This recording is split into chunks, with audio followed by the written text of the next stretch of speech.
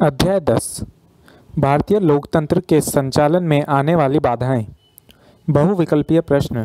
प्रश्न 1, भारतीय लोकतंत्र के समक्ष कौन सी चुनौतियां हैं? पहला क्षेत्रवाद, दूसरा भाषावाद, तीसरा नक्सलवाद या चौथा उक्त सभी। सही विकल्प है चौथा उक्त सभी। दूसरा, किस कारण से लोग राष्ट्र के अपेक्षित सहयोग नहीं दे पाते? पहला आर्थिक असमानता, दूसरा सांप्रदायिकता, तीसरा निरक्षरता, चौथा भाषावाद। सही विकल्प है तीसरा निरक्षरता। तीसरा, 2011 की जनगणना के अनुसार मध्य प्रदेश में कुल कितना साक्षरता दर है? पहला 70.63%, दूसरा 80.53%, तीसरा 60.02%, चौथा 65.46%। सही उत्तर है पहला 70.63%। चौथा, आर्थिक असमानता को दूर किया जा सकता है। पहला, ग्रामीण क्षेत्रों के लघु एवं कुटीर उद्योगों का विकास करके, दूसरा उत्पादन साधनों में श्रमिकों की भागीदारी करके, तीसरा उक्त दोनों विकल्पों द्वारा, चौथा इनमें से किसी भी उपाय द्वारा नहीं। सही विकल्प है तीसरा उक्त दोनों विकल्पों द्वारा। पांचवा, क्षेत्रीय असंतुलन का परिणाम है। पहला पृथकतावाद को बढ़ाना, दूसरा नवीन राज्यों की मांग में बढ़ोतरी, तीसरा राष्ट्रीय अखंडता को खतरा, चौथा उपरोक्त सभी। सही विकल्प है चौथा उपरोक्त सभी।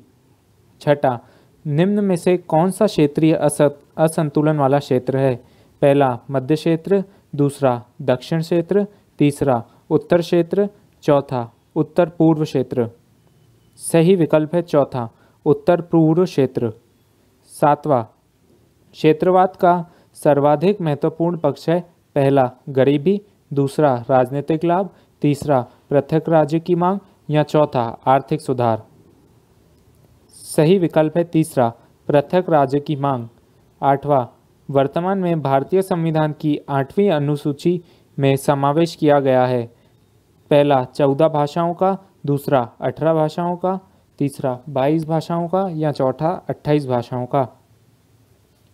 सही विकल्प है तीसरा 22 भाषाओं का। नौवां, नक्सलवाद का मानना है।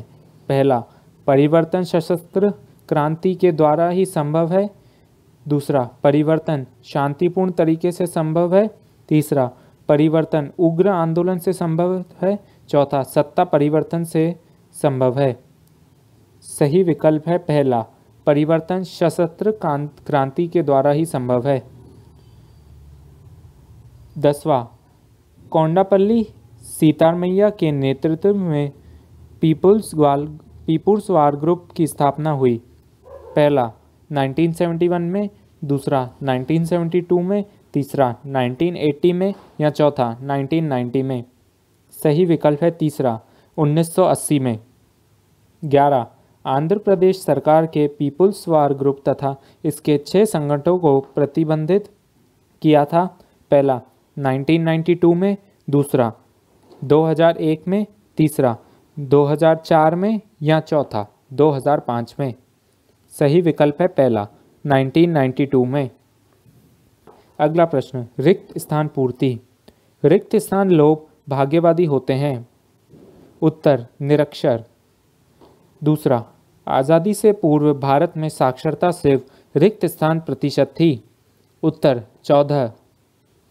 तीसरा, सामाजिक असमानता का मूल भारत की रिक्त स्थान थी। उत्तर वर्ण व्यवस्था। चौथा, व्यक्ति की स्वतंत्रता को रिक्त स्थान बाधित करती है। उत्तर आर्थिक असमानता। पांचवा, भारत में क्षेत्रीय असंतुलन रिक्त स्थान की विरासत है। उत्तर ब्रिटिश साम्राज्यवाद। छठा, क्षेत्रवाद को रोकने हेतु सभी क्षेत्रों के लोगों को रिक्त स्थान सुविधाएं प्रदान की जानी चाहिए। उत्तर समान आर्थिक। सातवां, भाषावाद के पृथकतावादी शक्तियों को प्रोत्साहित करके रिक्त स्थान के सम्मुख प्रबल चुनौती प्रस्तुत की है। उत्तर राष्ट्रीय एकीकरण। आठवां, पीपल्स वार ग्रुप तथा Maoist communist centre of India के परस्पर रिक्त स्थान होने से नक्सलवाद आंदोलन को प्रोत्साहन मिला। उत्तर एकीकृत। 9वां रिक्त स्थान नक्सलवाद प्रभावित राज्य है। उत्तर आंध्र प्रदेश। अगला प्रश्न, निम्नलिखित का उत्तर सत्य असत्य में दीजिए। पहला, 2011 की जनगणना के अनुसार हमारे देश में लगभग 25.96% लोग निरक्षर हैं। उत्तर सत्य। दूसरा, निरक्षर किसान श्रेष्ठ किसान कहलाते हैं। उत्तर असत्य। तीसरा, 2011 की जनगणना के अनुसार अरुणाचल प्रदेश व बिहार में सबसे कम तथा केरल एवं लक्षद्वीप में सर्वाधिक साक्षरता है। उत्तर सत्य। चौथा, समाज में जातिवाद तथा ऊंच नीच की भावना का उदय सामाजिक असमानता के आधार पर नहीं हुआ। उत्तर असत्य।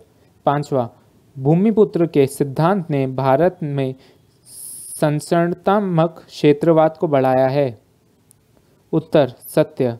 छठा, स्वतंत्रता के बाद राज्यों के पुनर्गठन से क्षेत्रवाद को बढ़ावा नहीं मिला। उत्तर असत्य। सातवां, अलगाववाद ने देश को कमजोर बनाया है। उत्तर सत्य। आठवां, नक्सलवाद माओ दर्शन में विश्वास रखते हैं। उत्तर सत्य। अगला प्रश्न, सही जोड़ी बनाइए।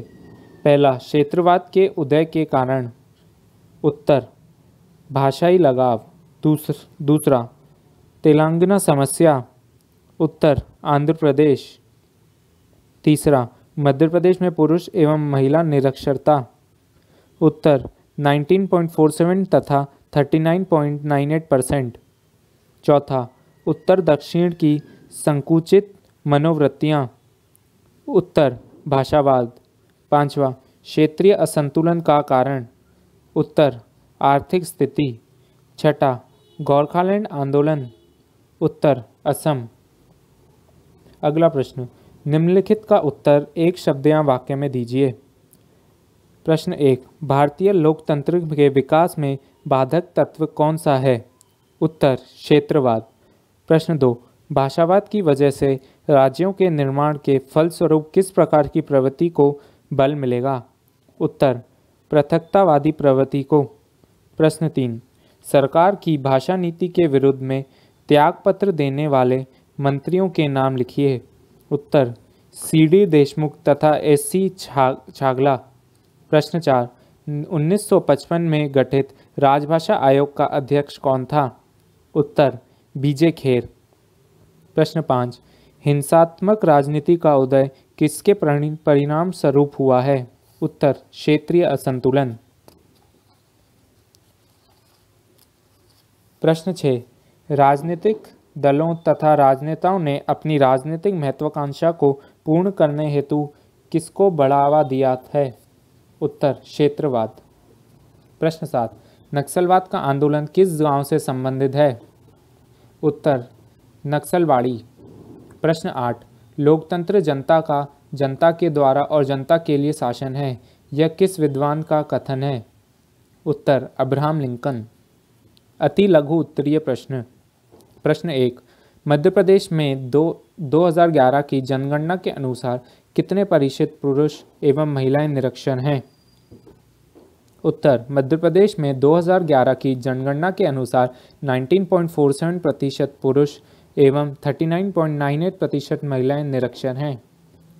प्रश्न 2, क्षेत्रवाद का क्या दुष्परिणाम हुआ है? उत्तर क्षेत्रवाद का दुष्परिणाम स्वरूप विभिन्न क्षेत्रों के बीच संघर्ष एवं तनाव का वातावरण पैदा हुआ है। प्रश्न 3, भाषावाद पर कैसे अंकुश लगाया जा सकता है? उत्तर भाषा विशेष का प्रचार प्रसार करने वाले संगठनों तथा प्रचार समिति सामग्री के प्रकाशन पर शासन द्वारा कानूनी प्रतिबंध लगाकर भाषावाद को दूर किया जा सकता है। प्रश्न 4, नक्सलवाद की क्या मान्यता है? उत्तर नक्सलवाद एक क्रांतिकारी आंदोलन है जिसकी स्पष्ट मान्यता है कि साधनहीनों की स्थिति में बदलाव लाने के लिए सशस्त्र क्रांति की जानी आवश्यक है। लघु उत्तरीय प्रश्न, प्रश्न 1, सामाजिक असमानता का लोकतंत्र पर क्या प्रभाव पड़ता है? उत्तर, सामाजिक असमानता भारतीय लोकतंत्र के संचालन में बहुत बड़ी बाधा है। लोकतंत्र का क्रियान्वयन विविध संस्थाओं के चुनावों द्वारा होता है, लेकिन सामाजिक असमानता की वजह से चुनाव प्रत्याशियों की योग्यता एवं कार्यक्रमों की अपेक्षा सामाजिक ऊंच नीच के आधार पर लड़े जाते हैं।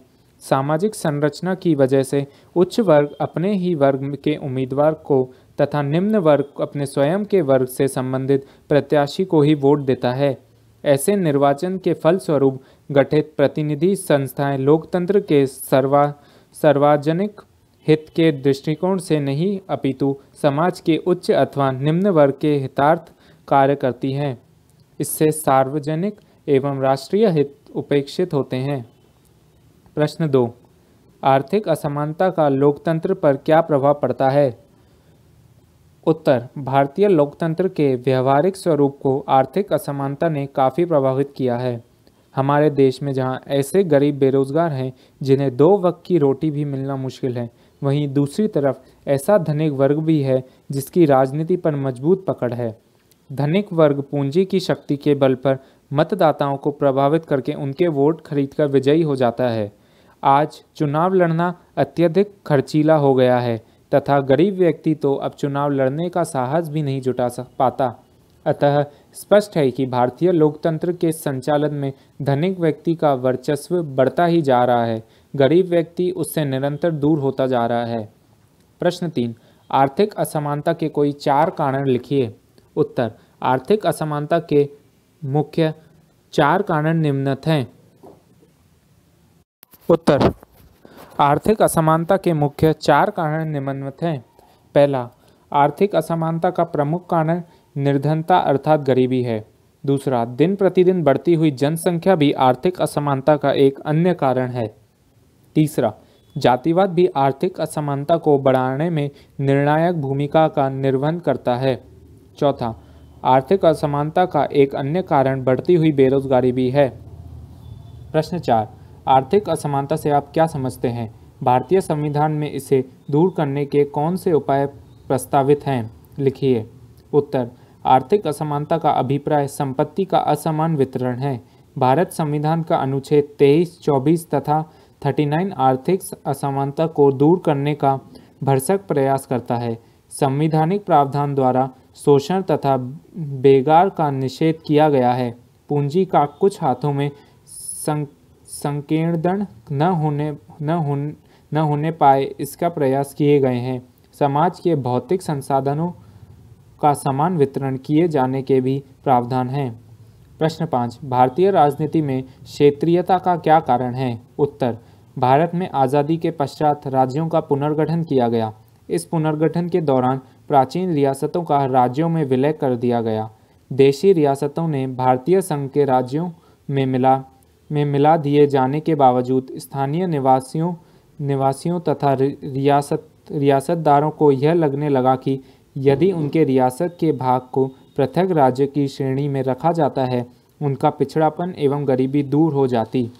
इसी आधार पर वे अपनी भाषा एवं रीति रिवाजों को किसी अन्य के साथ न बांटकर अपने सामाजिक एवं आर्थिक विकास कार्यों में लगाना चाहते हैं। इस धारणा की वजह से क्षेत्रीयता की भावना को प्रबल आधार मिलता है। प्रश्न 6, क्षेत्रीय असंतुलन से आप क्या समझते हैं? उत्तर, धन एवं आय संबंधी वितरण तथा विकास के क्षेत्र में एक भी राज्य के विभिन्न क्षेत्रों के माध्यम विकास संबंधी भारी अंतर की स्थिति को क्षेत्रीय असंतुलन कहा जाता है। यहाँ यह उल्लेखनीय है कि एक ही राज्य के विभिन्न क्षेत्रों अर्थात प्रदेशों के संसाधनों में असमानता होना स्वाभाविक है, लेकिन प्रत्येक क्षेत्र की आर्थिक क्षमताओं का अधिक उपयोग करके संबंधित क्षेत्रों के निवासियों का जीवन स्तर ऊंचा उठाया जा सकता है। अगला प्रश्न, क्षेत्रीय असंतुलन के प्रभावों को समझाइए। क्षेत्रीय असंतुलन के प्रभावों को निम्न बिंदुओं द्वारा स्पष्ट किया जा सकता है। पहला, क्षेत्रीय असंतुलन क्षेत्रवाद अथवा क्षेत्रवादी प्रवृत्तियों का प्रवृत्तियों को प्रोत्साहित करता है। दूसरा, क्षेत्रीय असंतुलन का ही प्रभाव है, जिससे विकसित एवं अविकसित दोनों क्षेत्रों में निहित स्वार्थों को बढ़ावा मिलता है। तीसरा, असंतुलन विकास की वजह से युवाओं में हताशा एवं निराशा के भाव उत्पन्न होते हैं। चौथा, क्षेत्रीय असंतुलन से जनसंख्या के अविकसित क्षेत्र से विकसित क्षेत्र की तरफ पलायन को बढ़ावा मिलता है। अगला प्रश्न, क्षेत्रवाद का क्या दुष्परिणाम निकला? उत्तर, क्षेत्रवाद की वजह से भारत की राष्ट्रीय एकता के लिए संकट उत्पन्न होता है। संकीर्ण क्षेत्रवाद विभिन्न क्षेत्रों के बीच तनाव एवं टकराव उत्पन्न करता है। यह क्षेत्रवाद का ही दुष्परिणाम है कि इससे विभिन्न क्षेत्रों में इस तरह के स्वार्थी संगठनों एवं उसके नेतृत्वकर्ताओं का उदय होता है, जो लोगों की भावनाओं को भड़काकर अपने संकीर्ण हितों को पूरा करते हैं। अनेक बार क्षेत्रवाद की प्रवृत्ति की वजह से केंद्र एवं राज्य सरकारों के संबंधों के बीच गहरी खाई बन जाती है। क्षेत्रवाद के भाषाई समस्याओं को भी उलझाने में कोई कसर बाकी नहीं छोड़ी है। अगला प्रश्न, क्षेत्रीय असंतुलन को रोकने के लिए कोई 4 उपाय लिखिए। उत्तर, क्षेत्रीय असंतुलन को रोकने हेतु निम्नलिखित उपाय किए जाने जरूरी हैं। पहला, शहरों तथा गांवों की विकास दर के अंतर को कम करके क्षेत्रीय असंतुलन को रोका जा सकता है। दूसरा, क्षेत्रीय असंतुलन को रोकने के लिए प्रशासनिक व्यवस्था में आवश्यक सुधार करते हुए इसे चुस्त बनाया जाना चाहिए। तीसरा, क्षेत्रीय असंतुलन को रोकने के लिए पिछड़े क्षेत्रों के विकास को उच्च प्राथमिकता प्रदान की जानी चाहिए। चौथा, क्षेत्रीय असंतुलन को रोकने के लिए आदिवासी एवं पहाड़ी क्षेत्रों में विकास की गति को और अधिक तेज किया जाना चाहिए। अगला प्रश्न, भाषावाद के 4 प्रभाव लिखिए। भाषावाद के 4 प्रभाव निम्नवत हैं। पहला, भाषावाद की वजह से भाषाई अल्पसंख्यकों की समस्या उत्पन्न हुई है। भूमिपुत्र का सिद्धांत इसी की देन है। दूसरा, भाषावाद की वजह से भारत के अनेक राज्यों के बीच सीमा विवाद उत्पन्न हो गया है। तीसरा, भाषावाद ने राज्यों को स्वायत्तता आंदोलन को बढ़ावा दिया है। चौथा, भाषावाद ने सामाजिक तनाव उत्पन्न करते हुए विभिन्न आंदोलन तथा हिंसा को जन्म दिया है। अगला प्रश्न, भाषावाद पर रोक लगाने के कोई 4 सुझाव लिखिए अथवा भाषावाद पर अंकुश हेतु 4 सुझाव दीजिए। इसका उत्तर हम दीर्घ उत्तर प्रश्न संख्या 11 के उत्तर के साथ देखेंगे। प्रश्न 15, निरक्षरता के कोई 4 कारण लिखिए अथवा निरक्षरता के कोई 4 प्रभाव लिखिए। उत्तर, निरक्षरता के निम्नलिखित कारण या प्रभाव हैं। पहला, निरक्षरता का सबसे बड़ा कारण तेजी से बढ़ती हुई जनसंख्या है। चूँकि परिवार के सदस्यों की अधिक संख्या की वजह से परिवार के मुखिया का संपूर्ण ध्यान उनके पेट भरने पर केंद्रित होता है, अतः बालकों के लिए समुचित शिक्षा की व्यवस्था नहीं कर पाता। दूसरा, गरीबी भी निरक्षरता के लिए उत्तरदायी कारण है, क्योंकि गरीबों को अपने बच्चों को किसी न किसी काम धंधे में लगाना पड़ता है, जिसकी वजह से वे निरक्षर रह जाते हैं। तीसरा, कुछ लोगों की भाग्यवती सोच ने भी निरक्षरता को बढ़ाया है। चौथा, कुछ लोग हीन भावना के शिकार होने के कारण भी अपने बालकों को शिक्षा लेने स्कूल नहीं भेजते हैं। अगला प्रश्न, भारतीय लोकतंत्र के संचालन में निरक्षरता एक गंभीर चुनौती है। संक्षेप में लिखिए अथवा अशिक्षा भारतीय लोकतंत्र को किस प्रकार प्रभावित करता है। उत्तर, निरक्षरता अर्थात अशिक्षा भारतीय लोकतंत्र के संचालन में निम्न प्रकार बाधा पैदा करती है। पहला, राज्य व्यवस्था के प्रति उदासीनता। भारतीय लोकतंत्र के लिए निरक्षरता एक श्राप के समान है। अधिकार एवं कर्तव्यों की जानकारी न होने की वजह से निरक्षर व्यक्ति जागरूक नागरिक नहीं बन पाता है। इन्हें राष्ट्रीय एवं अंतर्राष्ट्रीय समस्याओं की जानकारी भी नहीं होती। अनेक निरक्षर लोग राज्य व्यवस्था के प्रति उदासीनता की वजह से भारत में समय समय पर होने वाले चुनावों में अपना वोट डालने भी नहीं जाते हैं। दूसरा, भाग्यवती स्वरूप। सर्वविदित तथ्य है कि भाग्यवादी व्यक्ति अत्यधिक गरीब एवं बेरोजगार होता है। निरक्षर किसान शिक्षित कृषक की अपेक्षाकृत कम कर्मशील होते हैं। वे समाज में अंधविश्वासों एवं कुरीतियों को बढ़ाने में निर्णायक सिद्ध होते हैं, जिससे भारतीय लोकतंत्र को संचालित करने में बाधा उत्पन्न होती है। तीसरा, अपूर्ण मानसिक विकास। निरक्षरता की वजह से कुछ लोगों का मानसिक विकास नहीं हो पाता। निरक्षर लोग द्वारा सफाई न रखने की वजह से उनके यहाँ बीमारियां फैलने लगती हैं।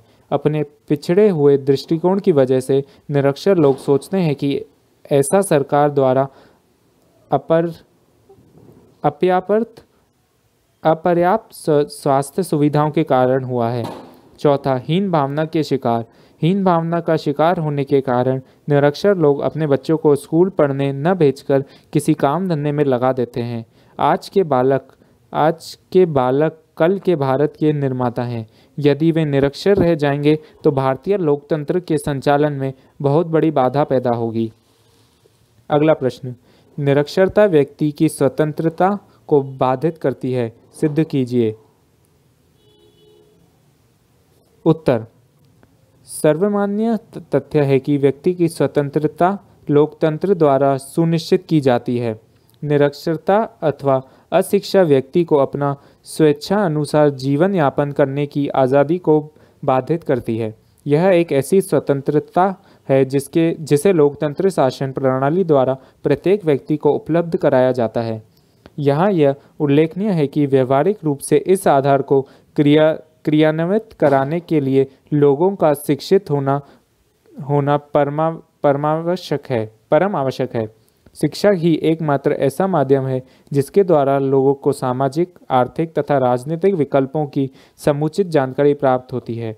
एक बिना पढ़ा लिखा निरक्षर व्यक्ति एक मतदाता अथवा उपभोक्ता के रूप में अपने स्वतंत्र चयन का प्रयोग कदापि नहीं कर सकता है। शिक्षा के अभाव में एक बिना पढ़ा निरक्षर व्यक्ति का शोषण निहित स्वार्थी तत्वों द्वारा अत्यधिक सरलतापूर्वक किया जा सकता है।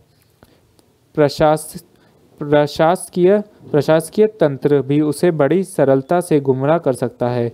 उक्त से स्पष्ट है कि निरक्षरता व्यक्ति की स्वतंत्रता को बाधित करती है। दीर्घ उत्तरीय प्रश्न। प्रश्न 1, आर्थिक असमानता भारतीय लोकतंत्र प्रक्रिया को कैसे प्रभावित करती है, अथवा भारतीय लोकतंत्र को धनी वर्ग कैसे प्रभावित करता है? उत्तर, भारतीय लोकतंत्र को धनी वर्ग निम्न प्रकार प्रभावित करता है। पहला, गरीबों की लोकतंत्र के प्रति उदासीनता। भारत का गरीब लोकतंत्र संचालन में हिस्सा लेने की अपेक्षाकृत अपने पेट को भरने की चिंता में लगा रहता है। राजनीतिक प्रश्नों पर निर्णय लिए जाने की प्रक्रिया में सम्मिलित होने की बात तो दूर रही, गरीब व्यक्ति अपने मताधिकार का प्रयोग भी अपनी स्वयं की समझ से नहीं कर पाता। इस संदर्भ में वह धनिक वर्ग के पिछल लघु की तरह कार्य करता है। दूसरा, धन का दुरुपयोग। भारत में लोकतंत्र की निर्वाचित संस्थाओं में धनिक वर्ग के लोग विपुल धनराशि व्यय करके पहुंचते हैं। चूँकि उनके द्वारा खर्च की गई यह धनराशि भ्रष्ट तरीकों द्वारा अर्जित की गई होती है, अतः वे लोकतंत्र को भ्रष्ट करने में कोई कसर बाकी नहीं छोड़ते। तीसरा, धन बल से मतदाताओं को प्रभावित करना। धनवान प्रत्याशी अपनी पूंजी की ताकत के आधार पर मतदाताओं को प्रभावित करके उनके मत खरीदकर जीत हासिल कर लेते हैं। चौथा, चुनावों का अत्यधिक खर्चीला होना। वर्तमान में चुनावों के अत्यधिक खर्चीले हो जाने के कारण उसके आधार पर संचालित होने वाले लोकतंत्र पर जनसाधारण की पहुंच कमज़ोर पड़ती जा रही है, जबकि धनिक वर्ग की पकड़ और मजबूत हो रही है। इसका परिणाम यह निकल रहा है कि शासन में धनिकों का बोलबाला रहता है। इस प्रकार का लोकतंत्र आम जनता का कोई भला नहीं करता। अतः स्पष्ट है कि आर्थिक असमानता की वजह से लोकतंत्र का स्वरूप धनिक तंत्र में बदलता जा रहा है। प्रश्न 2, असमानता लोकतंत्र की सफलता में बाधक है, स्पष्ट कीजिए। असमानता लोकतंत्र की सफलता में किस प्रकार बाधक है, इसे निम्नलिखित बिंदुओं द्वारा स्पष्ट किया जा सकता है। पहला, सामाजिक ऊंच नीच से ग्रसित समाज में चुनाव प्रत्याशियों की योग्यता तथा श्रेष्ठता इत्यादि पर न लड़े जाकर सामाजिक प्रतिष्ठा के आधार पर होते हैं। दूसरा, प्रत्याशियों के जातीय आधार पर चयनित होने की वजह से ऐसे जनप्रतिनिधि अपने अपने वर्गों के लाभार्थ कार्य करते हैं, जिससे लोकतांत्रिक प्रणाली प्रभावित होती है। तीसरा, इस प्रकार के मतदान के परिणाम स्वरूप जो प्रतिनिधि संस्थाएं गठित होती हैं, वे सार्वजनिक हित को उपेक्षित करके समाज के उच्चस्थ अथवा निम्न स्तर वर्ग के हित की दृष्टि से कार्य करती है। चौथा, आर्थिक असमानता की वजह से गरीबों की लोकतंत्र में सहभागिता नहीं रहती और वे धनिक वर्ग के पिछलगू की तरह कार्य करते हैं। पांचवा, धनिक वर्ग के प्रत्याशी अपनी पूंजी की ताकत पर मतदाताओं को प्रभावित करके उनके मत खरीद कर विजयी हो जाते हैं। प्रश्न 3, आर्थिक असमानता को दूर करने के उपाय लिखिए। उत्तर, आर्थिक असमानता को अग्रलिखित उपायों द्वारा दूर किया जा सकता है। पहला, आर्थिक असमानता को दूर करने हेतु जनसंख्या का नियंत्रण लगाना परामर्शक है। दूसरा, आर्थिक असमानता को मिटाने हेतु समान कार्य के लिए समान वेतन दिए जाने की व्यवस्था की जानी चाहिए। तीसरा, आर्थिक असमानता का अंत तभी हो पाएगा जब बेगार लिए जाने की पूर्ण रूपेण प्रतिबंधित कर दिया जाए। चौथा, जहाँ तक संभव हो सके समाज के भौतिक संसाधनों का एक समान वितरण सुनिश्चित किया जाए तथा पूंजी का संकेंद्रण कुछ लोगों तक सीमित न रहे। पांचवा, आर्थिक असमानता को दूर करने हेतु जातिवाद एवं भाई भतीजावाद पर प्रभावी अंकुश लगाना होगा, क्योंकि इससे भ्रष्टाचार पनपता है जो आर्थिक असमानता को बढ़ाता है। अगला प्रश्न, भारत में क्षेत्रीय असंतुलन के कोई 5 कारण लिखिए। उत्तर, भारत को ब्रिटिश साम्राज्यवाद से विरासत में मिले क्षेत्रीय असंतुलन के प्रमुख कारण निम्न प्रकार हैं। पहला, विकास योजनाओं की आंशिक सफलता। भारत में क्षेत्रीय असंतुलन को पनपने का अवसर विकास योजनाओं की आंशिक सफलता ने दिया। हालांकि विकास योजनाओं का लक्ष्य उत्पादन एवं रोजगार में अभिवृद्धि था, लेकिन यथार्थ में ऐसा न हो पाया। दूसरा, विपरीत राजनीतिक एवं प्रशासनिक परिस्थितियां। भारत में क्षेत्रीय असंतुलन का एक कारण राजनीतिक एवं प्रशासनिक परिस्थितियां भी हैं। दल बदल एवं शासकीय उथल पुथल ने विकास कार्यों को प्रभावित किया। राजनेताओं की परस्पर फूट से के फलस्वरूप प्रशासन भी कार्यकुशल न रह सका। तीसरा, मानवीय पूंजी का अभाव। उत्पादन में औद्योगिक मशीनरी एवं पूंजी के साथ मानवीय श्रम की भी महती उपयोगिता होती है। भारत के कुछ प्रदेशों के लोग अशिक्षित एवं आलसी प्रवृत्ति के हैं, जो विकास की दौड़ में पीछे रह गए हैं। चौथा, राजनीतिक इच्छाशक्ति का हिस्सा। भारत में राजनीतिक इच्छाशक्ति की कमी की वजह से भी क्षेत्रीय असंतुलन पनपा है। पांचवा, कमजोर आधारभूत संरचना। भारत में क्षेत्रीय असंतुलन का एक कारण विभिन्न प्रदेशों की कमजोर आधारभूत संरचना भी है। इन प्रदेशों में पूंजीपति निवेश करने से डरते हैं, क्योंकि वहाँ न तो समुचित यातायात के साधन हैं, न बाजार एवं वित्तीय संस्थाएं। यहाँ औद्योगिक इकाइयों की स्थापना करना अपने आप में एक चुनौती ही है। अगला प्रश्न, क्षेत्रीय असंतुलन के संकेतक लिखिए अथवा क्षेत्रीय असंतुलन के संकेतों को समझाइए। उत्तर, क्षेत्रीय असंतुलन के प्रमुख संकेतकों को संक्षेप में निम्न प्रकार स्पष्ट किया जा सकता है। पहला, साक्षरता दर में अंतर। भारत के विभिन्न राज्यों में साक्षरता दर में अत्यधिक अंतर है। जहां कुछ राज्यों में साक्षरता दर 3/4 से अधिक है, वहीं कुछ ऐसे प्रदेश भी हैं जहां लगभग आधी आबादी की ही साक्षर है। दूसरा, आर्थिक विकास में अंतर। देश के पिछड़े हुए राज्यों में प्रति व्यक्ति आय कम होने से लाखों लोग गरीबी, कुपोषण, बीमारी तथा अशिक्षा की दशाओं में अपना जीवन यापन कर रहे हैं, जबकि दिल्ली, पंजाब एवं हरियाणा के लोगों की आय राष्ट्रीय आय की अपेक्षाकृत अधिक है। तीसरा, औद्योगिक विकास में अंतर। भारत में इस दृष्टिकोण के आधार पर भी क्षेत्रीय असंतुलन है। औद्योगिक विकास के दृष्टिकोण से जहां कुछ राज्य पिछड़े हैं, वहीं कुछ अग्रणी एवं विकसित हैं। चौथा, जन्म एवं मृत्यु दर में अंतर। भारत के विभिन्न क्षेत्रों में इस दृष्टिकोण के आधार पर भी पर्याप्त अंतर है। 5वां, संपत्ति का असमान वितरण। हमारे देश में संपत्ति का असमान वितरण है। भारत की लगभग 72% संपत्ति पर सिर्फ 28% लोगों का कब्जा है। अगला प्रश्न, क्षेत्रवाद के उदय के 5 कारण समझाइए, अथवा भारत में क्षेत्रवाद के उदय के कोई 5 कारण लिखिए। उत्तर, हमारे देश भारत में क्षेत्रवाद के उदय के प्रमुख कारण निम्न प्रकार हैं। पहला, ऐतिहासिक पृष्ठभूमि। राज्यों के पुनर्गठन के बाद अनेक पुरानी रियासतों का विभिन्न राज्यों में विलय कर दिया गया। इन रियासतों के लोग अब यह महसूस करने लगे कि यदि उनकी रियासत को अलग राज्य बनाया जाता तो वे अधिक फायदे में रहते। दूसरा, विभिन्न संस्कृतियाँ। हमारा देश अनेक संस्कृतियों से परिपूर्ण है। भारत के प्रत्येक क्षेत्र में के निवासी को अपनी अपनी भाषा एवं संस्कृति पर गर्व है, अतः वे अपने लिए विशेष स्थितियों की मांग करते हैं। तीसरा, आर्थिक परिस्थितियाँ। कुछ भारतीय क्षेत्रों का तेजी से अत्यधिक आर्थिक विकास हुआ है, जबकि देश के कुछ हिस्से इस दृष्टिकोण से पिछड़ गए हैं। इन पिछड़े हुए क्षेत्रों में जनसाधारण में असंतोष के भाव उत्पन्न हुए हैं, जिनकी वजह से क्षेत्रवाद का उदय हुआ है। चौथा, जातीयता की भावना। क्षेत्रवाद को उदित करने में जातियों की भी भूमिका है। भारत के जिस हिस्से में किसी एक जाति विशेष की प्रधानता रही है, वही क्षेत्रवाद की प्रवृत्ति काफ़ी उग्र रूप में परिलक्षित हुई है।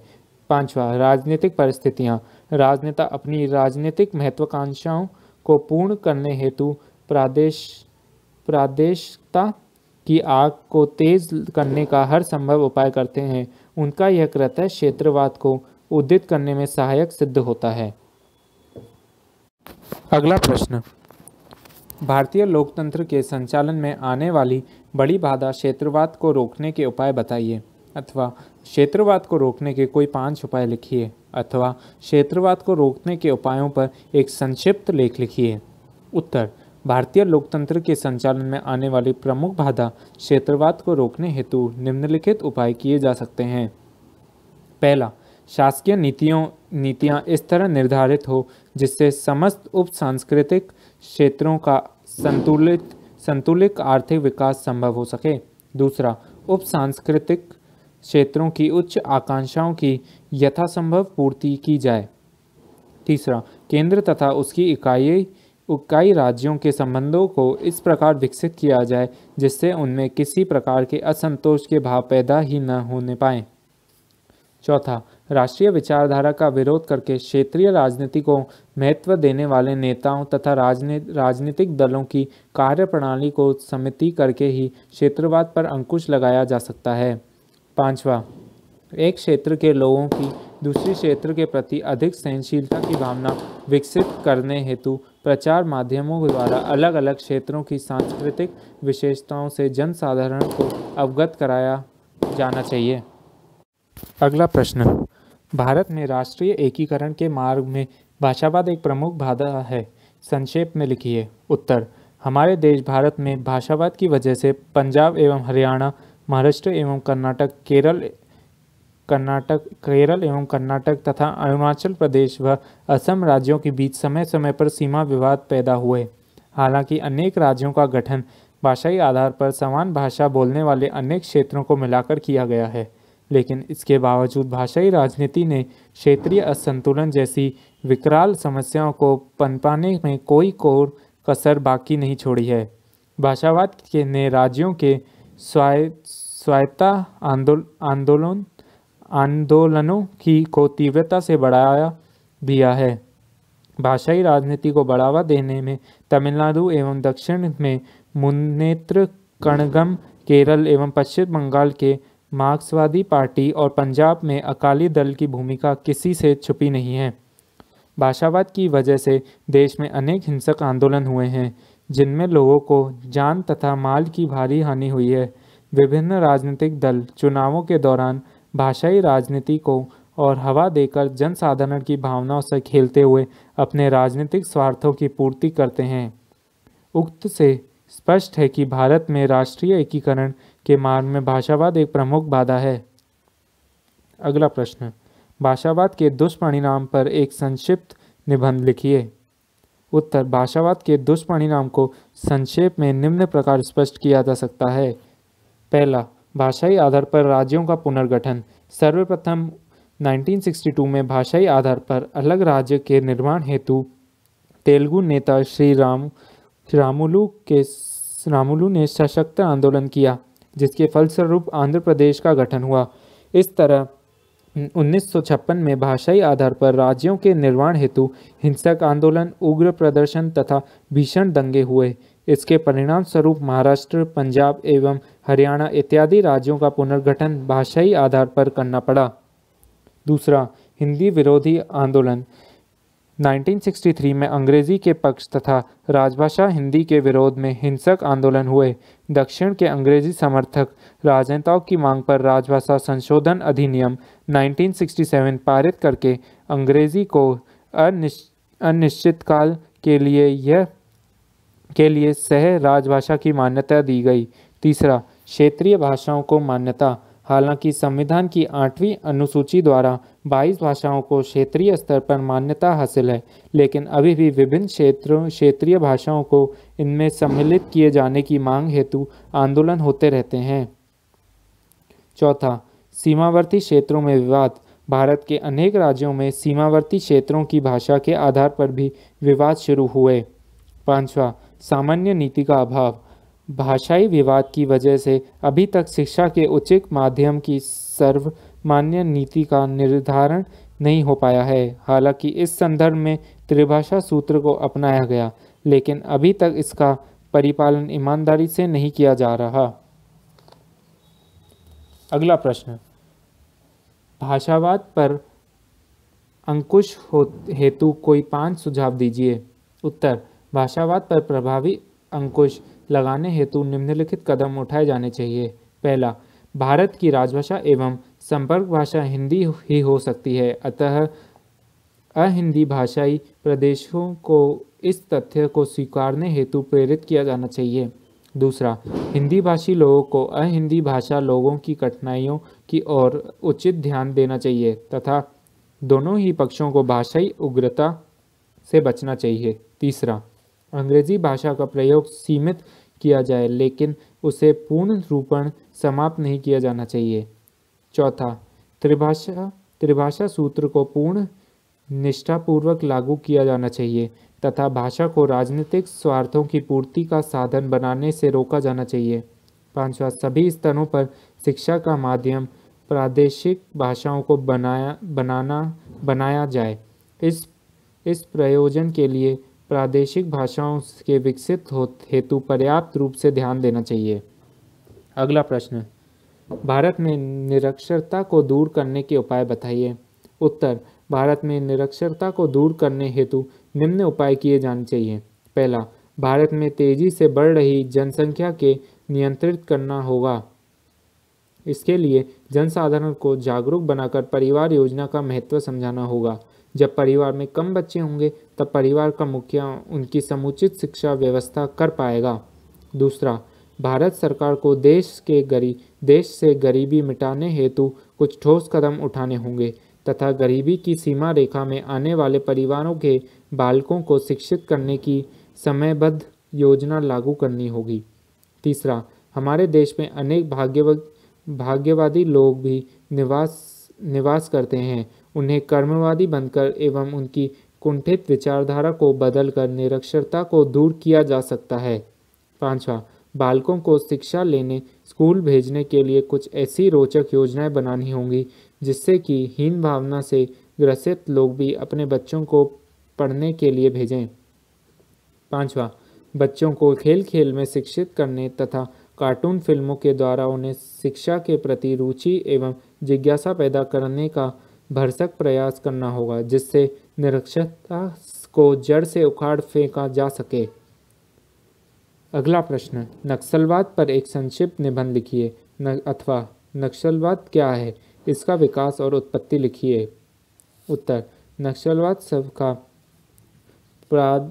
प्रादुर्भाव भारत नेपाल बांग्लादेश सीमा पर स्थित नक्सलवाड़ी गांव के नाम के आधार पर हुआ। यहाँ 1967 में जमींदारों के खिलाफ आदिवासियों ने हथियार उठाकर उनका सामना किया था। बड़ी शीघ्रता के साथ यह आंदोलन संपूर्ण देश में फैल गया और अनेक प्रबुद्ध एवं शिक्षित भारतीय नागरिक इससे जुड़कर एक नवीन सामाजिक व्यवस्था की कल्पना करने लगे। क्रांतिकारी नक्सलवादी आंदोलन की स्पष्ट मान्यता है कि साधनहीनों की स्थिति में बदलाव सिर्फ सशस्त्र क्रांति द्वारा ही किया जा सकता है।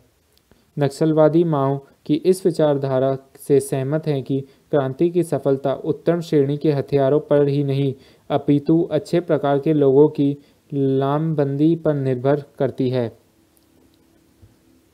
पूर्वोत्तर राज्य गोवा, पौंडीचेरी तथा अंडमान निकोबार द्वीप समूह को छोड़कर शेष भारत के प्रत्येक कोने में जून 1971 तक नक्सलवाद के समर्थक मौजूद थे। वर्तमान में भारत के विभिन्न हिस्सों में नक्सलवादियों के लगभग 1 दर्जन समूह अस्तित्व में हैं।